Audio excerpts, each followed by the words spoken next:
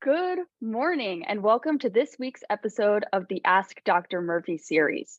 My name is Katie Berg. I'm a research coordinator here at the Havey Institute, and I'll be leading today's discussion. I'd like to welcome and introduce Dr. Robert Murphy, all the way from Cape Town, South Africa this week. Dr. Murphy, how are you doing? I'm doing well here in Cape Town. Awesome. Our viewers will remember Dr.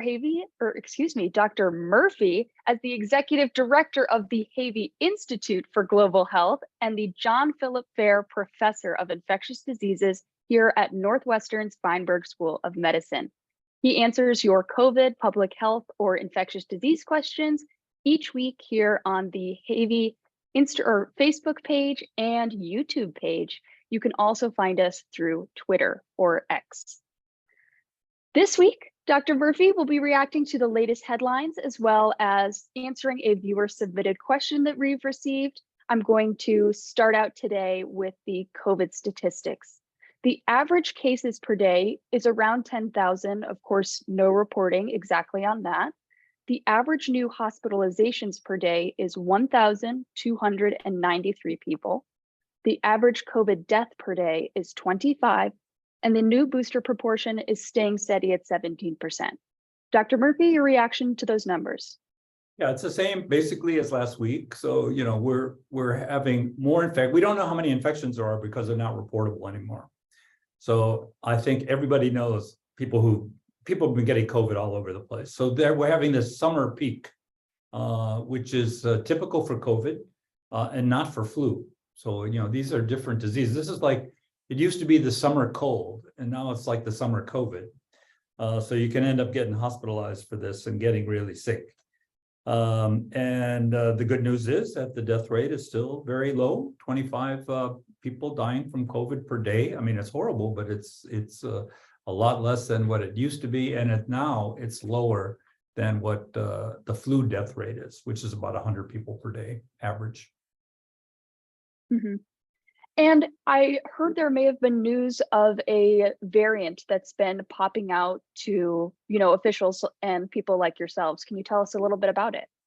Well, we have to be careful of these variants. I don't know if people think back. Remember Delta? Everyone thought, in the summer it was going away, and then all of a sudden in the fall, Delta came, and it was a worse virus. It was much more serious. And so the variants are being looked at very closely. So since January, we've had mostly Omicron variants, and they're much easier to transmit, but they're milder. They cause slightly milder disease. You can still die from it, but it's easy to transmit. And so there's this new variant, RS, which is EG 5.1, and the interesting thing about this, the sort of worrisome thing, is that COVID is already right now a very highly transmissible disease. This is even worse. It's even more transmissible, but it's not more serious, but more people can get it. It's taking over very quickly. So in the beginning of July, only 7.5% of all the isolates that they're testing, and they're not testing as many as they used to, but of the ones they tested, 7.5% were these EG5s. And now, first at the beginning of August or the end of July, that has jumped to 17.3%. So it's more than doubled in a month. And that's a lot. And it's now the number one variant floating around out there. So what does this mean for us? Well, okay, it's even more contagious than before. Can we do anything about it? Yes, we can do something about it. We can take the new vaccine. So it was reported today that a new vaccine for COVID is 100% directed towards Omicron variants. And the last booster was 50% Omicron and other variants and 50% the original virus. And protection against the original virus isn't going to help you anymore. And that's why people who've had vaccines do so much better, because if they had COVID with the old virus, it doesn't really protect you from these new variants. So it's very important to add a vaccine to your regimen. And the data that was reported out of Minnesota recently was compared to people who are unboosted compared to those that aren't vaccinated. If you're younger, 18 to 49, it's 1.3 times more likely to get it if you're unvaccinated. The 50 to 64 range, there's not really much difference, but 65 and older, the most vulnerable group, it's 3 times more likely to get COVID, serious COVID, in those cases, and 2 times more likely if you just had the first 2 shots and then never had any booster at all. So what this is saying is you've got to keep up with your boosters. We do the same thing with the flu. Every year you get a new flu shot. People are used to that. Now you're going to have to get it with COVID as well. And these new vaccines will be out reportedly by the end of September. Both Pfizer, Moderna, and Novavax say they're going to be ready by the end of September. So when you go get your flu shot, you can actually have both of them at the same time. You can take them a couple of weeks apart if you want. It doesn't make any difference, but whatever you do is you need to take both of these vaccines, and these vaccines should work against this EG5 and other Omicron variants. Absolutely. And that takes us into our viewer submitted question. As a reminder, please feel free to submit your questions below through our Facebook page at NU Institute for Global Health or via email at globalhealthinstitute@northwestern.edu. Our question this week, you touched on it there, but the viewers were wondering, are most of the current COVID cases that we know of in people that did not receive this second booster, because that 17% booster proportion has been staying the same for a while? Yes, that's true. And so if you haven't, compared to the most at risk are people that never took a vaccine. All right, so that's almost a third of the population. The next group just had the first 2 shots. So that's the old, the original virus that came out. They didn't take any other boosters. That group does a little bit better than the unvaccinated ones. These are even people that all these people have, almost everybody has had COVID already. And then, like I said, in that high risk group, the over 65 or people with underlying diseases, they really do so much better, 3 times better than if they never had a vaccine, and 2 times better if they only had the original 2 shots. So it's quite clear that these boosters are needed. The immunity to COVID, unfortunately, wanes over time. Now, you always will have some protection, but it starts going down and down and down over time, particularly as you get older. So it's just important to keep up with the boosters. And the new one is coming out at the end of September. Everyone should get that. You can get it at the same time you get your flu shot. Mm-hmm. And that is great news to finally have, more of a concrete date and timeline on that new booster. And speaking of news and updates that we've gotten, I personally had not heard much of a battle that's been in the news much lately about a AIDS program that the US has been undergoing for many years, and it's having some trouble in Congress. Can you tell us a little bit what that program actually is and what it does? Yeah, so what you're referring to is called PEPFAR. It's an acronym for President's Emergency Plan for AIDS Relief. It's this massive program that started under George W. Bush. This program spread treatment throughout the world. It was the largest worldwide public health effort in history. It's the projections, or not the projections, but the estimates are that over 25 million lives have been saved by this program. It still exists at about $7 billion per year. It's got bipartisan support, Republicans and Democrats alike. It's effective in 50 different countries. And it has moved into a kind of, it's not a really new department. It's just moved over to the State Department, which handles, international affairs in so many different countries. And one of the reasons for that it moved over there, and it now includes, like for COVID, it's not just for HIV, it's COVID and every other emerging infectious disease. It moved over there because Congress was twiddling with the distribution of the funds and putting all these things about anti-abortion language and stuff. And PEPFAR doesn't have anything to do with that. PEPFAR is about saving lives from people with potentially lethal diseases like HIV and COVID and dengue and all these other things. So they just wanted to get that out of the people meddling with something that works. We have a program that works. We're famous for this on both sides of the aisle in Congress. I mean, there's no reason to mess with something that actually works and that everybody's happy about. So it's now it's in the hands of the State Department, but it's the same people running it. And that's good. It's a consolidation of resources as PEPFAR sort of winds down and the partner countries take more control. We can put the new emerging infectious diseases in there as well as anything coming up with COVID. So it's just an efficiency that I think is going to pay off. Absolutely. And now, just after we've emerged out of this COVID pandemic, it's so much more top of mind to have that infrastructure in place already to be able to address these situations as they occur and not reacting to them at such a global scale. And No, absolutely. speaking, great infrastructure.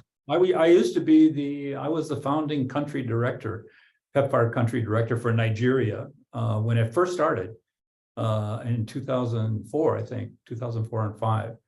And we treated over 150,000 patients in that country, and women, men, children.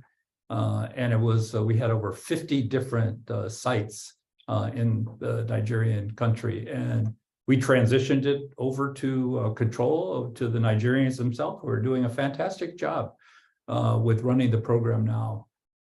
And very proud of the work that is going on there still to this day. absolutely, that's a tremendous impact. And 25 million lives overall is absolutely a massive, massive impact. Founding. Mhm. And unfortunately, taking an unfortunate turn, there has been more news about the dengue outbreak, which we have been reporting on different mosquito-borne illnesses. Bangladesh in particular is reporting awfully high numbers. Can you inform us a little bit about the direction that this is going? Well, for whatever reason, dengue is on the rise. So there's dengue. There are some native cases that occasionally occur in the United States, but it's pretty rare. It's pretty intense in the Caribbean and the other parts of the Americas. It's really more of a tropical disease. And there's been at least 3 million cases so far this year estimated in the Americas. But Bangladesh has had a big spike, 61,000 cases so far with 293 deaths. They're way over the numbers from last year. So it's they just reported this, and that's brought the whole thing to the surface. And to keep in mind, it's a disease where only 20% of the people actually get symptoms, and fewer than 1% die from it. So I mean, it can be a lethal disease. So you have to pay attention to dengue. Dengue can be really quite serious. So there's no vaccine yet. There's no real treatment yet. So that's hopefully going to be addressed in the relatively near future. Absolutely. And speaking of being able to actually address things, the CDC just announced that they recommended the RSV therapy for infants and newborns. We previously talked about the vaccine approval for people 60 plus, but can you re-inform us about this therapy for infants? Yeah, so RSV, people hadn't really heard of this, but respiratory syncytial virus is commonly referred to as RSV, is very common. And in the last flu season, there were a lot of the hospitals were filled with young kids with RSV infection as well as flu and everything else. And I remember a lot of the pediatric wards were full of these cases, and it's a big problem here in the United States and worldwide. So approximately 2 million kids less than 5 years of age get RSV per year with 58 to 80,000 of them hospitalized. That's a lot because the hospitalizations for pediatrics is generally pretty low. A lot of hospitals have even removed their pediatric units. There's so few people in the hospital. It resulted in about 100 to 300 deaths in children. And most of these kids they're all most of them are less than 5, and most of them are actually less than 2. Adults tend to get it if they get sick from it if they're older, so 60 and older, and that's what the vaccine is approved for. Adults 60 and over, and those with the immunocompromised condition. So like some 60 to 160,000 adults get hospitalized, and 6,000 to 10,000 of them die every year from RSV. So you probably see it's on television now. I mean, there's commercials with Magic Johnson saying, get your RSV vaccine. That's for adults. So what you refer to is this monoclonal antibody. There's a lot of monoclonal antibodies out there for a variety of diseases, but it's called Beyfortus. It's made by Sanofi and AstraZeneca, and it's for newborn infant. It's for prevention. So newborn infants less than 8 months or 9 to 19 months if they are vulnerable. And it's for prevention only. It works really well. The data is really quite clear that this could really have a huge impact on these tens of thousands of kids being hospitalized. If you could half that rate, I mean that's a massive public health impact for kids. And maybe cut this death rate by half or more. That would be terrific if people take it. So that's always, of course, the big question. This is not a vaccine. It's a treatment. It's a monoclonal antibody treatment, very well tolerated. And for kids, for young kids, it's really recommended. So it's just another thing in our arsenal for promoting better health from some of these infectious diseases that can be prevented or treated. Yeah. And for people that have concerns about, introducing newer things to their newborns, especially, can you just give us a little bit of background about, how strenuous and how official and rulesy it is to even have a clinical trial with such young patients in it? Well, you do the clinical trial in the group of people who are going to benefit the most. And so I just gave you all these statistics. It's horrible for young kids, especially under 2 years of age. So you have to do the trial in the group that's the most that's being impacted. Anything that kills a couple hundred kids, we've done so well with preventing pediatric diseases, mostly through vaccines. I mean, if people don't take any vaccines, they're going to have a rough life. They're going to have a rough go. They're going to get everything. They're going to get mumps, measles, COVID, you get vaccinated for so many things, human HPV vaccine in adolescents, that prevents cervical cancer, used to be one of the leading cancers in young adults, cause a lot of problems, so, all that stuff can be, basically almost eliminated if everybody takes these vaccines. So the vaccines are very useful, and we know a lot about vaccines. We've given a lot of vaccines, and we know they're safe, and they prevent a lot of deaths and a lot of diseases. So, you got to put your research and your money and your technology in the people that are most vulnerable to get a disease that can have very serious consequences. Absolutely. Could not agree more. And I'd like to thank you for joining us all the way from South Africa this week. Really appreciate it with the time difference. And of course, in the guest house in the University of Cape Town. Yes. Oh yeah, it's very fancy. Well, I'd like to also thank you for your expertise and your time as always. Thank you, Dr. Murphy. Thank you. And thank you to all of our viewers for tuning in again this week. As a reminder, if you have any questions that you'd like to submit to Dr. Murphy, please feel free to submit them down below on our Facebook at NU Institute for Global Health or via email at globalhealthinstitute@northwestern.edu. Thank you.